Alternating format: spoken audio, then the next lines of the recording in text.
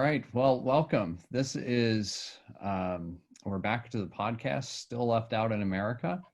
And today I'm really excited to have with us a wonderful pastor, a fellow colleague of mine, the Reverend Violet Little. Well, she is the pastor of the Welcome Church in Philadelphia.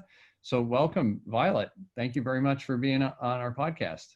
Thank you. Happy to be here. Yeah, so if you could, instead of me telling folks about the Welcome Church, if you could just very briefly tell us a little bit about the Welcome Church.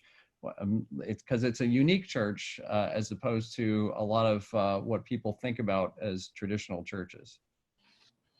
Well, the Welcome Church is unique in one way in that we started out in the public restroom of a train station, which isn't where many churches start out.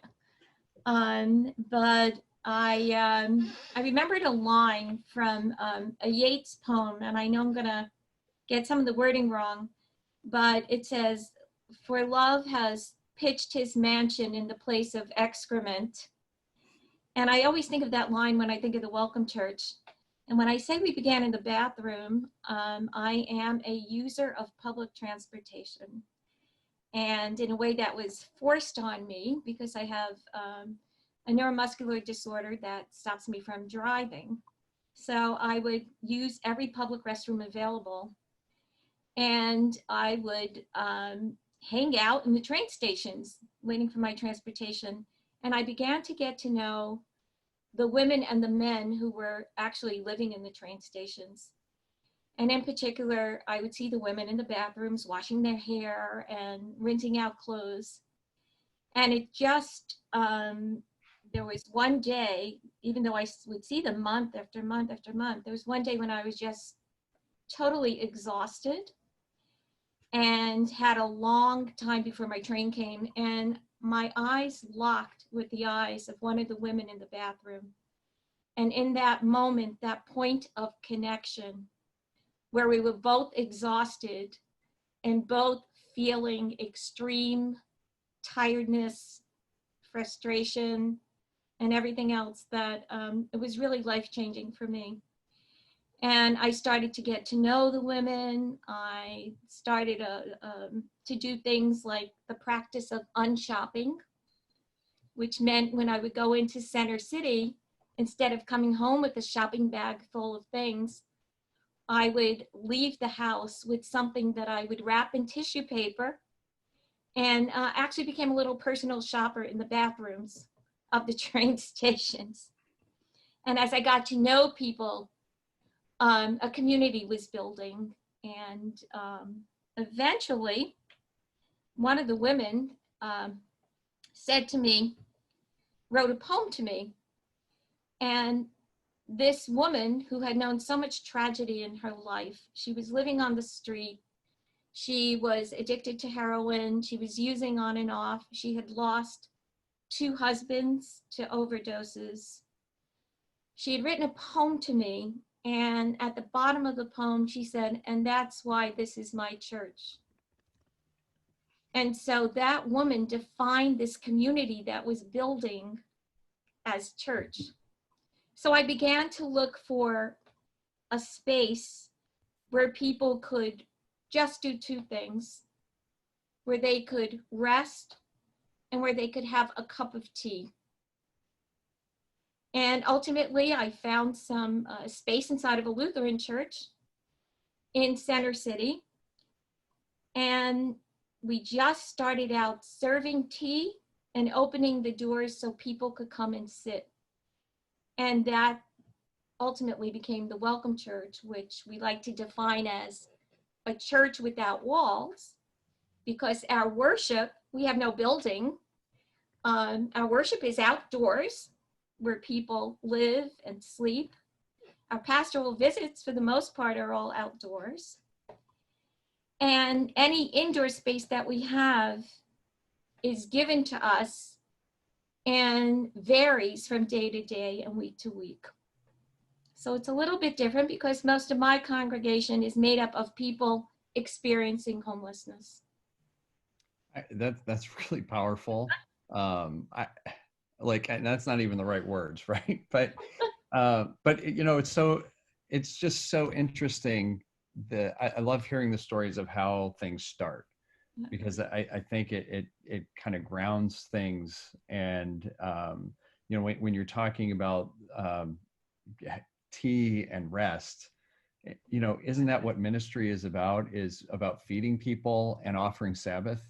I mean, Yeah. that's that's the entirety of what it is that we're talking about and whatnot. And I love how, you know, that has grown into what you're all doing right now. Yeah. So I'm going to ask one of the obvious questions, Sure. that especially if people aren't as familiar with the challenges around homelessness. Yes. When you're talking about people are living outside, Yeah. and you know, and this is Philadelphia that you're talking about, so it Yes. gets cold in winter. I Yes. mean, right now it's August, so it's hot, Mm-hmm. and oftentimes we think about, well, you know, okay, well, it's better to be outside in the heat than in the cold. Mm-hmm. uh, can you tell us some of the challenges that your folks face, both in when it's really hot and when it's really cold? Mm-hmm. Well, one challenge that's consistent has to do with the stereotypes and the attitudes of people who have houses. That's probably one of the biggest challenges, because we've been involved as a congregation in several different advocacy groups, policy making, that kind of thing, even challenging the city on certain things.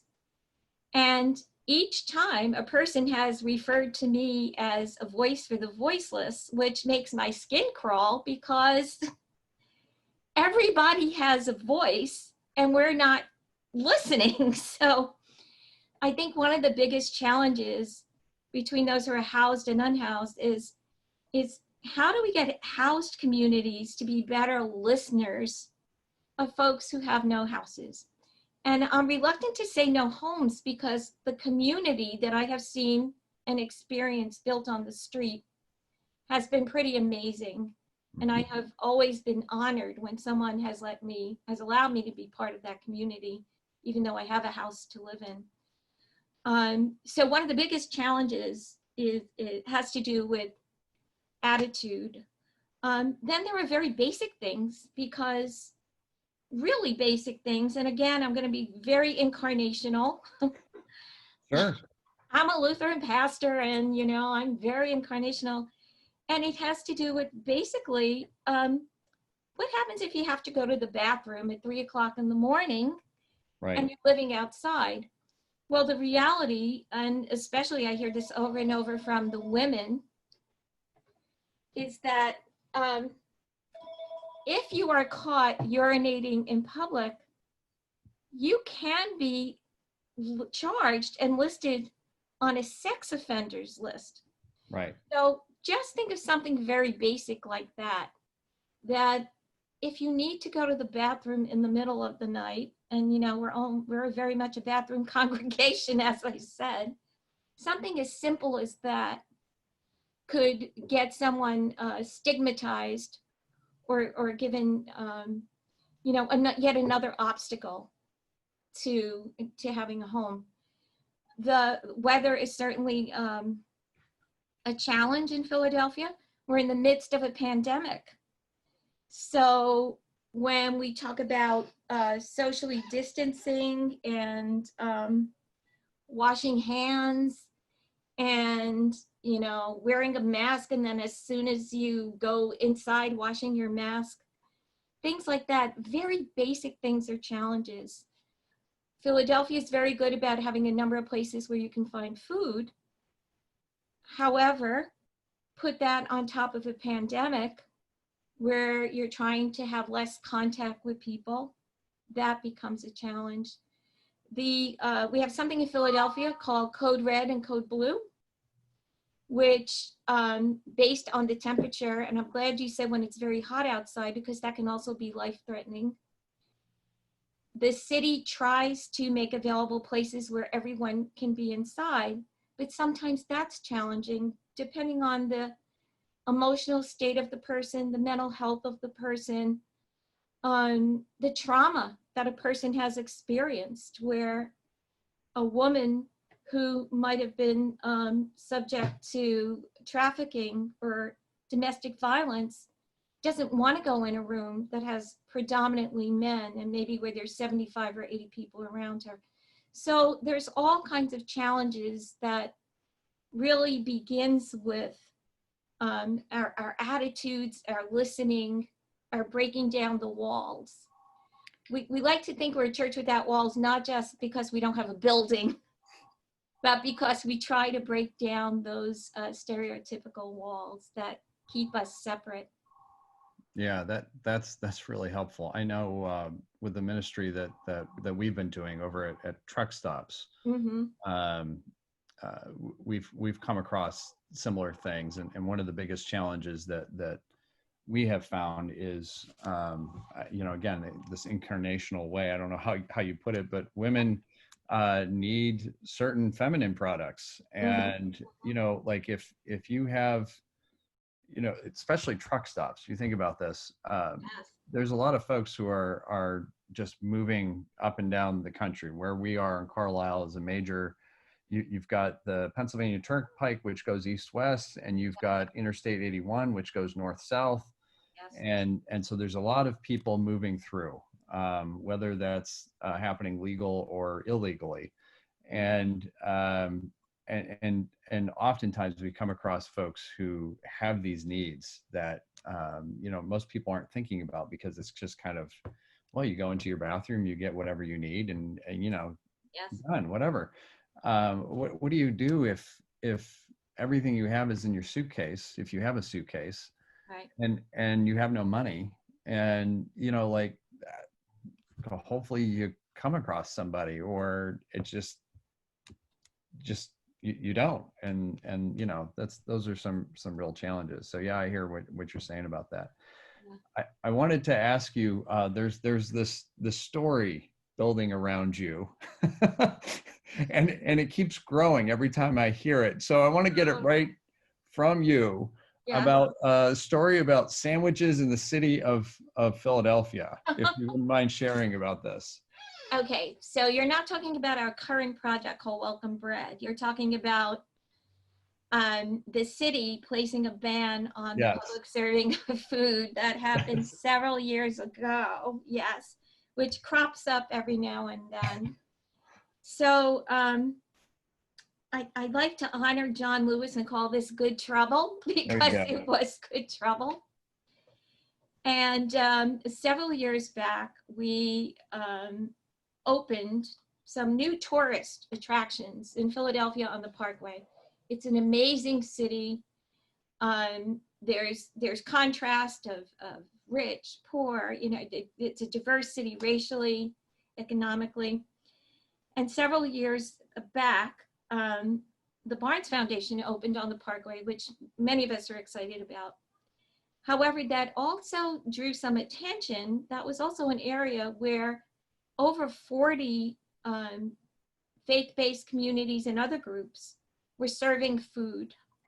And groups would come out and they would bring everything from full chicken dinners to grab-and-go sandwiches. But it was a place where people hung out on the Benjamin Franklin Parkway, a lovely place. And we had a lot more tourists at the same time. So there was tension between folks coming in and seeing these lines of people waiting for food, and at the same time people coming from different cities and having all kinds of things in their heads about people living on the street, people eating on the street. There were all kinds of things going on. At the same time, the city said that due to health concerns, they didn't think you should be allowed to serve food outside. Now, there has never, even to this day, been a reported case of anyone getting sick from anything that has been served outside, as opposed to there have been cases of food poisoning inside in shelters in different places. So I want to be clear here, because because people have asked me about, the city, the mayor being the enemy. That's not the enemy. We never saw it as that. The enemy is poverty. Right. And so Right. I said, let's get together and address the real issues. But at any rate, there was a ban that said no food could be served outside. And it was limited to, I think, family gatherings or a very small group. Because at first it was family gatherings, and we said, well, this is a family reunion. This is all our family and no limit. But then there were numbers set. So I went to the community because I did not want to do anything that the people who were actually eating the food and living on the street wanted done.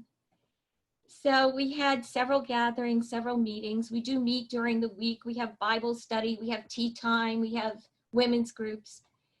And I got a feel, and the feel was we would love to sue the city and the mayor's office, saying that this ban was, illegal, unconstitutional, and took away from our rights, not only as a church to serve food, but also basic human rights. So we were connected with an ACLU lawyer, and the ACLU group was absolutely amazing. They did the case pro bono. I was joined by 3 other people. It was made clear to me that, the ELCA was not suing. The church was not suing. This was in my name as pastor of the Welcome Church. And we went to court. And basically, we kept getting continuance, but until that was done, we were allowed to do the food. Finally, the ban was thrown out. And the case was used as precedent for similar cases across the country. Fabulous attorney Paul Messing, he just was happy to share anything from this case with other people facing similar things. And so now you're allowed to serve food outside, which, Great. Most people are careful. Many of us have gone through safe handling courses. Nobody wants to make anybody sick. Right. And, so for now, things are settled and people are allowed to share food out on the parkway. And that was a little tricky because I'm definitely not a legal person, but there was a lot of help in that lawsuit. I'm sure. Yeah. Absolutely. And it's amazing the hoops that you have to go through in order to just be able to feed people. Yes. I think you're right. Nobody wants to get anybody else sick. No. And at the same time, in one sense, this kind of exposes that, hey, there's a problem here. The bigger problem is not whether people are serving food out. It's the bigger problem is there are people who are unsheltered. Exactly. And that want to be in shelter. Sure, or they have to depend on a church bringing out sandwiches to get a meal for a day. That shouldn't have to happen. And and the ironic thing is, or maybe it's not so ironic, many of the people who work in this area in the city, they have a heart for the same thing. I mean, you don't get into these positions without really caring for people. So, it's the basic rule of compassion. Instead of saying, what's wrong with them, we say, well, what happened? What happened to the person, not what's wrong with you. And along the way, it has really grown into a team effort with many of the people that I've met through that suit. Yeah, I'm sure. That's great. So thank you for the clarification on that story, because I've heard variations on it. Yeah. And so now to get it direct from you is really helpful with that. So thank you. Yes. I wanted to turn and ask you about the evictions moratorium that Yes. exists in Pennsylvania right now for at least until another 10 days or so as of Yeah. right The end now. of August. The end of Right, the end of August. And I'm wondering if you have any insight or thoughts as far as, especially, Philadelphia's got a lot of folks. There's a lot of Yes. folks who are renting. Yes. And what kind of impact, if that ends the end of August, what kind of impact do you see that having, especially in Philadelphia, and what kind of impact is that going to have on your church? Yes.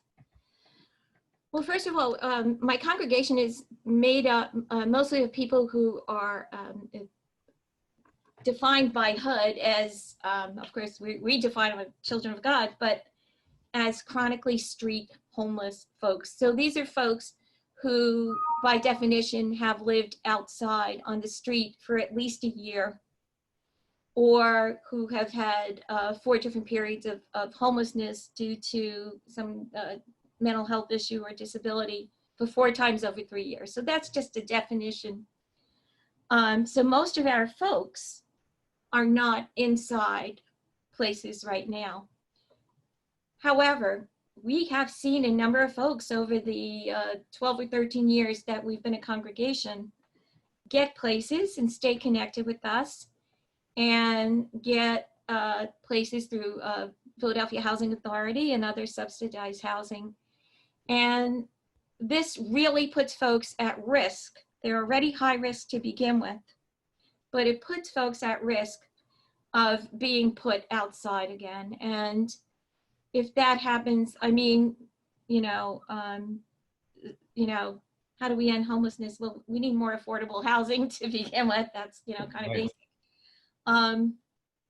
So I can imagine an increase in terms of people either couch surfing. Very few people live in cars out here because most of the folks don't have cars. But more of a couch surfing, maybe going into shelters. And if that happens, even though we try to make room in shelters for anyone who needs it, with COVID, then people are also doubly at risk because they're not only at risk of losing their houses, they're at risk of getting the virus. So it just compounds. I think it needs to be extended. The moratorium is already for people who are a high risk population. And to me, it doesn't make any sense to end, but I am concerned about what will happen at the end of August because that's coming up. Yeah, it is a major concern in a lot of places across the Commonwealth. And I know in our area, we have a lot of concerns because similar type of things, there's plenty of housing. The problem is it's not affordable housing. Right. I drive around different parts of Cumberland County, and there's new housing going up, and that's great, and that's fine. It's just it's even out of my price range. That's going up, and it's like, well, this is not what we need. We have a need for more affordable housing, and what are we going to do about that? And the moratorium is directly impacting the affordable housing that we do have, right? Which is so limited. So I think realistically, if there was someone who was good at numbers, it will cost more to have the person lose their place rather than extend the moratorium. Even if you don't care about the people in the houses, which I would like to think most people care, economically, it's going to be more expensive to have a person out on the street than to have them maintain their housing. I think that's really important because a lot of folks aren't used to making that connection, right? It's not their fault that they're not making that connection. Sure. But extending beyond, like when somebody is not in some kind of a shelter, they're more likely to get sick. So now, there's health expenses, and then who's going to end up paying for that? It's got to be paid for somehow, right? Right. If somebody gets sick and and they don't have housing. They're probably going to lose their job if they had a job. Yes. And now all of a sudden, now they need other type of services as well. And so, like, I just like to share that with people, because they're not thinking about, Yeah. oh, it's just the house or not. And it's like, no, you can't compartmentalize everything. I call it oftentimes about the idea of what happens is people end up in a black hole. Right. And like, think about what a black hole does is it doesn't allow, it just sucks everything else in. And so all of these other challenges get sucked into it, and it ends up being very costly in multiple different ways. And if children are involved, then Right. Most likely children are going into the foster care system, because in Philadelphia, they don't really have children living on the street, or move in with relatives. And then it compounds. I love Right. the black hole imagery, because that's exactly what it's like. Yeah. So I want to ask you, you've mentioned you've had folks who have been able to get into housing over the years. What have you seen that's been most effective in getting people into some kind of a sheltered situation or house situation? Yeah, the most effective, it's probably one word: relationship. Yeah. It's all about relationship. I think of several of the people who have moved from street to shelter to housing through the Welcome Church. And I can tell you one way we gauge it is that we do something called Welcome Home Kits. So when a person is moving from a street into permanent housing, we have a congregation put together a kit that's almost like a shower for them, and we do a house blessing. And I would say we do maybe 25 to 30 of those a year, which means people are moving into permanent housing. But it's all about relationship. I remember one woman who was on the street, who someone told her about the Welcome Church, and she came, and they finally convinced her to come and sit in one of the Bible studies. And she said, well, I just want to, it's warmer in there, I'm just going to go sit. And she came, and she was so angry, and people were literally afraid. She had no problem social distancing, because we were all afraid of her. Sure. She would just snap like an injured kitten. If you got too close, you were going to get clawed. But she just kept showing up, and eventually a relationship formed more and more, and it started to form over knitting.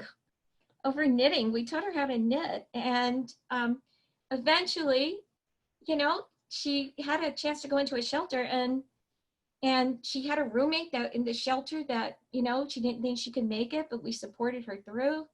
Then ultimately, she did whatever she needed to do. She was in recovery. She got into permanent housing. And that's 5 years ago. She's still in her place. And she is probably one of our strongest Welcome Church leaders, who is an advocate in Harrisburg to change laws. During COVID, she's knit probably about 25 scarves to sell at a bazaar in December. And she is constantly checking in. She donates food. She shares her food with our women's shelter. And the whole thing was due to relationship. So I think that is the key thing, that once there's a relationship, a person starts to see that they have worth, that they are loved, that they're a child of God, that, that they might sleep near the trash, but they're not trash. And that takes time. But it's definitely worth it, because we are all enriched by the relationship. It's not one way. It's always ministry with, it's never ministry for or to. It's always ministry with. So relationship, and that one little preposition with, that I think is the key. And then to have enough affordable housing too. So, right. It goes together. It goes together. Yeah, absolutely. I just want to say amen to everything that you just said. Nice to talk to a pastor on. Yeah, right. Because when I talk with my folks about the ministry that we do with folks at the truck stops and whatnot, I'm always talking about, everyone has worth and value. It's a matter of tapping into that, finding out what that is, and drawing it out of people, because a lot of folks don't think about, if they are really struggling, Yeah. um, they're in that black hole. Yes. They lose so much. And so, I'm always telling people, first of all, first thing with anybody who's experiencing poverty of any type Yes. is everybody has a name. Yes. Know their name, ask their name, right? And share your own first too. But and then what's their story? What's happened? Like you Yes. had said at the beginning, right? Yes. And Now what's really, wrong with you? What happened? right, what happened? Tell us what happened, because something happened, obviously. So share what that is. And that's so empowering for people to know that they're actually seen, right? And as pastors, we often preach about the idea of the image of God, seeing the image of God in others. And so, Can I tell you my favorite story about yeah, that? please. About the image of God. I probably tell this story so often, but for me, it was the Word made flesh. Um, and it was December, and there was one woman who, extreme paranoia, schizophrenia, but an amazing, wonderful woman who would come. And the reason she would show up at different gatherings was because she loved communion. Okay. And she loved the way, she said, she loved the way I put it in her hands. So, but she didn't engage with anyone else. She stayed off to herself. And then one December, it was about a week before Christmas, she came to me and gave me a shopping bag. And she pulled me aside and she said, I have a gift for you. So she gave me this bag, and all I could see was this white fluff on the top. So I put my hand on it, and I noticed that it was wet. So I couldn't exactly figure it out. But she said, I'm so sorry. She said, I'm sorry it's still wet, but I washed it for you in the bathroom before I came here. So I pulled it out, and she gave me the blanket that she slept on. Oh, wow. And I was speechless Yeah. because she had given me her most prized possession in a very cold December in Philadelphia. And when I saw that, that was the Christmas message to last me forever, that, oh yeah, so this is what God did. God gave us God's own blanket. Right. Everything God had as a gift. And in that picture, in that blanket, it was such a picture of the mutuality that existed within the community, that it was never, one group's the giver and one group's the receiver. It was always a table where there was a potluck, where everybody brought something, but that I had to learn more and more to open my eyes to everything on the table, to even make space on the table, because there was a time when I felt literally that I had to bring all the food, that I had to fill the table at anything we did, because, I have food at home. And until one day when I forgot my backpack at home and didn't have any food. And all I could do was make a pot of tea, put it on the table, and people began to take things out of their backpacks and fill the table for everyone to share. And I thought, I am so thick. It was like, I said, everyone has something to bring to the table, but don't let me leave any room for you to put it on the table. Uh-huh. So from that point on, everything we do really is pretty much potluck. That's awesome. And pretty amazing potluck. We have banquets. We have banquets. I love all of that you said. It's just, for me, I try to draw on scripture, and what you've shared in those stories. It reminds me of the widow's mite story. Yes. The woman who gave her very last coin, essentially. Mm-hmm. And then the feeding of the 5,000.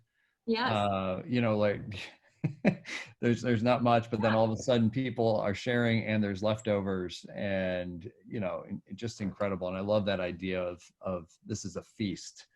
How much imagery do we have in our liturgy and in our way we express faith and the idea of the feast in the The kingdom of God. table. The Right, table it's such a powerful image for us, especially right, now that we're not, supposedly not allowed to have face-to-face Eucharist, and but the table is still there and the food is still there. We are continuing to be fed and feeding one another. So somehow it happens. Grace happens, right? Grace that's happens. right, that's right. Often in ways that we don't expect it, kind of like you showing up in a train station bathroom, Yep. and there's all of a sudden a new ministry that's born. It's Pretty beautiful. crazy. Yeah. So Pretty right. crazy, isn't it? Yeah. Yeah, oh yeah, absolutely. That's how some of I, the best things get Pastor, I started. couldn't make this up if I tried to. Right. I That's right. Right. It would be too unbelievable if you didn't Mhm, make it up. mhm. So the website that you all have is thewelcomechurch.org, and invite people to go and check that out. What are some ways that people can support the ministry that you're doing?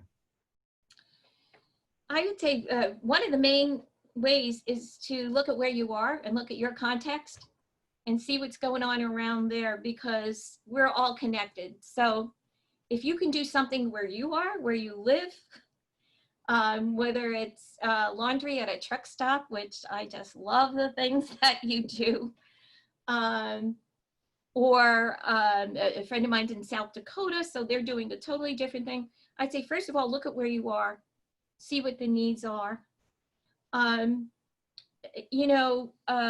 one of the things that we do as a community is we look at language, and language tends to change a mindset. So for example, think about the words that are being used. Rather than say the homeless, we say people who are experiencing homelessness, because people is always first, and homelessness doesn't have to be permanent. We talk about the ELCA, my own denomination, used to classify us as a congregation serving people in poverty. We had that changed to economic poverty because there's so many riches there. So I'd say look at your context, look at the words that you're using. For the Welcome Church ministry in particular, there are several different ways to become involved. Of course, yes, anytime you want to send a donation of any kind, feel free. But also we have these welcome home kits. If a congregation wants to do a welcome home kit to help welcome someone into permanent housing, we can send more information on that. We opened up a women's shelter called The Well. And the reason that that was done is because the ratio on the street is about 75% men to 25% women. And many of the women had been traumatized and did not want to go into the shelters. So we gathered a group of women from the Welcome Church, and we said, what should it look like? And so based on the women who designed The Well, we have this shelter, and we always could use meals for that shelter. We can use different products for the women, any kind of toiletry products. There's many ways to get involved. If you're closer, you could come and host one of our coffee hours on the Parkway. We have gone back to face-to-face worship with masks, with being socially distant. We have a welcome wagon that goes around, so there's no contact during the coffee hour. So there's lots of different ways, and you can email me directly. And based on whatever it is you feel your gift is, or your congregation's gift, we can help shape it. And just come and be a part of the community. That's what we tell all people. Just come be part of the community. We don't have those who serve food and those who eat food. We just have a community. So just come and be. Those are some ideas. I'm sure there's more. Well, Especially we are starting a nonprofit called Sanctuary Village. And the goal of Sanctuary Village is to build a village of tiny houses. beautiful. Kind of look more like co-housing. So more on that if you'd like to be involved with Sanctuary Village. That's wonderful, and we're working on a similar project in this area as well. So Yes. pretty excited. We're calling ours the Emmaus Village. Wonderful. So yeah, wonderful, great. Thank you so much, Violet. I really appreciate Thank your you. time and the stories and the ministry that you're doing and participating in and inviting people into. It's just it's beautiful, and I just want to thank you for all the things that are going on there. So yeah, thank you very much. Thank you. Thank you for your work and thank you for having me.